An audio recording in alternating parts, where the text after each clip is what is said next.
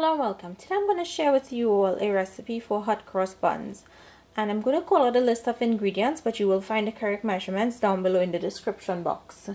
So I have some flour, some currants, you can use raisins or any type of dried fruit that you want, milk, cinnamon, salt, wheat, gluten, and I always tell you all you can get this on Amazon or in your local supermarket, so I'll leave the link for where you can get it on Amazon. Some yeast, some sugar, 1 egg, and some butter. This is just for the first part of the hot cross buns. So let's get started on preparing this recipe. To my mixer, I'm going to add in my milk. And I'm going to add some sugar to the milk,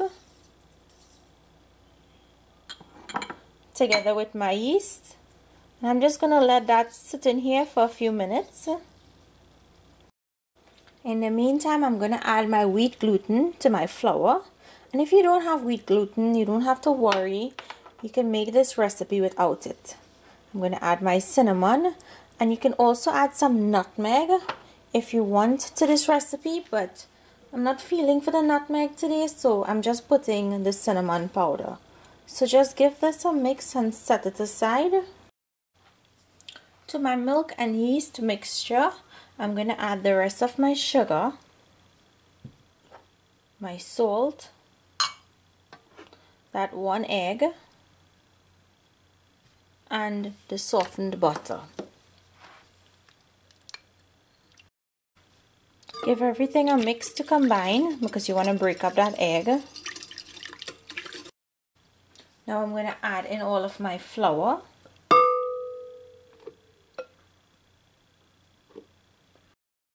And using your dough hook, you're going to knead this, and if you're kneading it by hand, you take your time and you knead it until everything comes together and forms a ball. Once your dough has come together, you're going to leave this to continue kneading for about 5 to 8 minutes. You want the gluten to form and you want this to be a very smooth and supple dough. Now you want to just quickly add in your dried fruits and just give it a quick mix.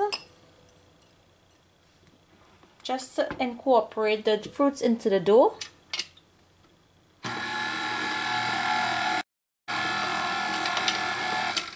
Okay, so it doesn't take very long to let that fruits mix into the dough. So now you want to take your dough out of your stand mixer. Form your dough into a ball.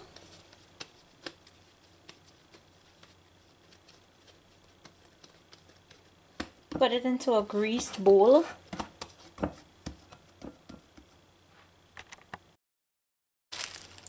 Cover it and put it into a warm place like your microwave or your oven, and you can always turn your microwave to run for 60 seconds before you put this in so that it's nice and warm, and we're just going to wait for this to double in size.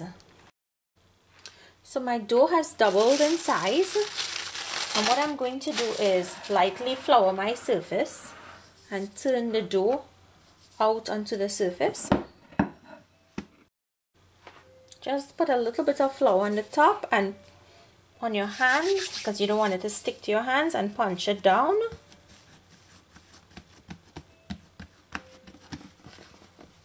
And I'm going to bring this back together into a bowl.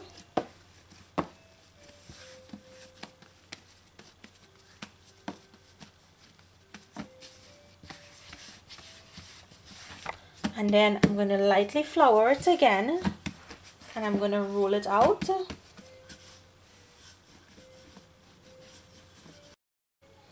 After you've rolled it out, go ahead and fold it like a book.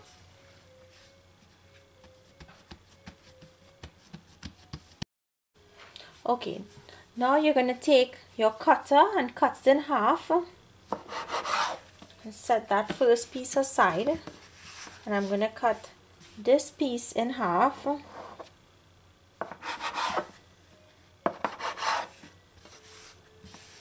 And then I'm going to cut each piece into 4.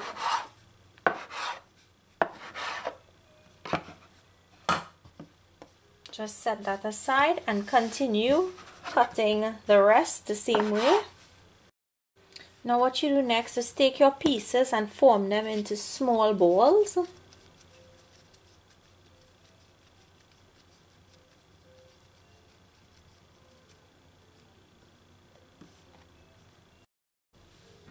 After you've rolled out your dough into dough balls, you're going to put it into a lightly greased baking tray.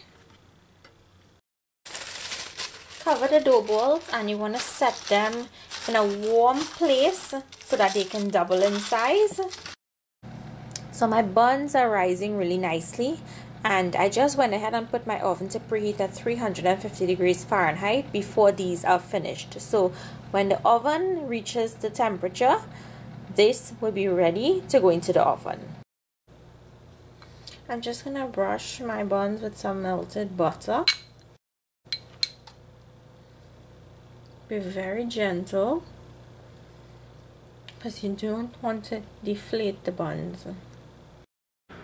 Now I'm going to put these into my oven to bake at 350 degrees Fahrenheit for about 20 to 25 minutes. In the meantime, while that is baking, here I have my pastry bag with my round tip. This is to make the froth.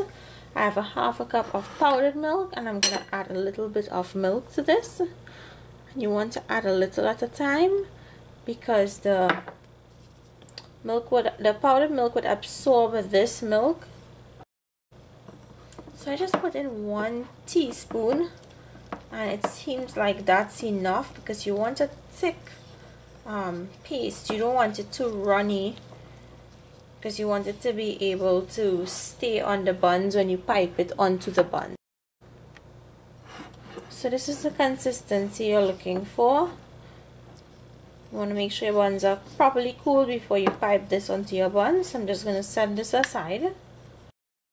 The other thing we need to make is a simple syrup. So here I have a 1/4 cup of water and a 1/4 cup of sugar. I'm going to add this to this, and I'm going to put this up on the stove and let it come up to a boil. So I'm just going to heat this syrup up until it feels sticky between my fingers. So the buns just came out of the oven. I'm just going to leave them to cool out a little bit before I show you all how it looks like. It's very hot at the moment. Using my sugar water syrup, I'm going to brush the buns with my syrup. And this is going to give it a nice glaze. Next, you put your glaze in your piping bag, and then you go ahead and you squeeze across.